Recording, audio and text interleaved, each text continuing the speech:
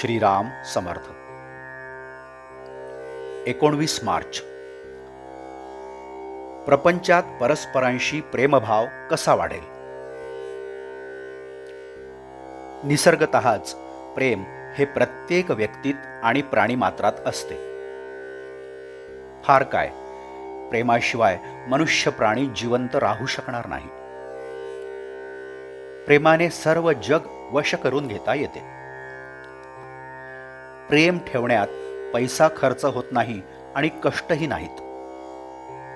परंतु प्रत्येकाचा अनुभव पाहावा तर प्रेम करणे तितकेसे सोपे आहे असे दिसत नाही.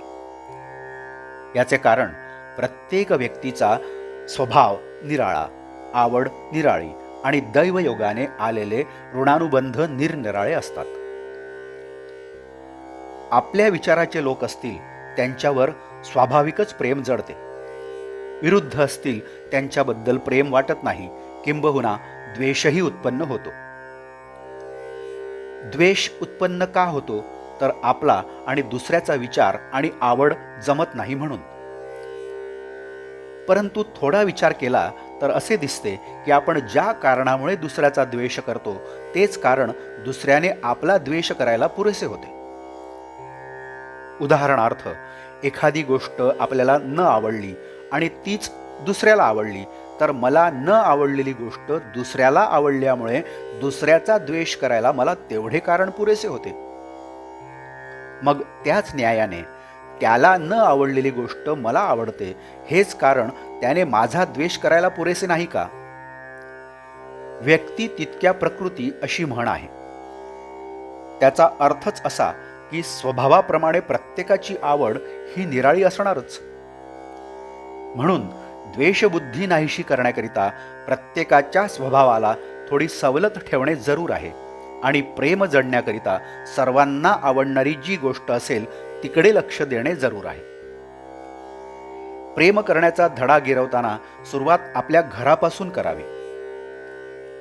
घरातली माणसे, नंतर शेजारी आणि त्यानंतर आजूबाजूला आपलेपणाची भावना आपल्या कृतीने वाढवावी. म्हणजे क्रमाक्रमाने प्रेमाची वाढ होऊन सर्व वातावरण प्रेममय होऊन जाईल.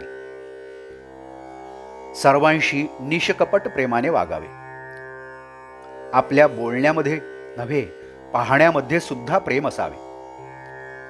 आपले बोलणे अगदी गोड असावे. आपल्या अंगी सहजता यावी. घरामध्ये अमुक एक गोष्ट कराच किंवा नकाच करू असे हट्टाने न म्हणता आपण राहावे. जसे घडेल तसे घडू द्यावे. देह असा प्रारब्धावर टाकणे मला फार आवडतं.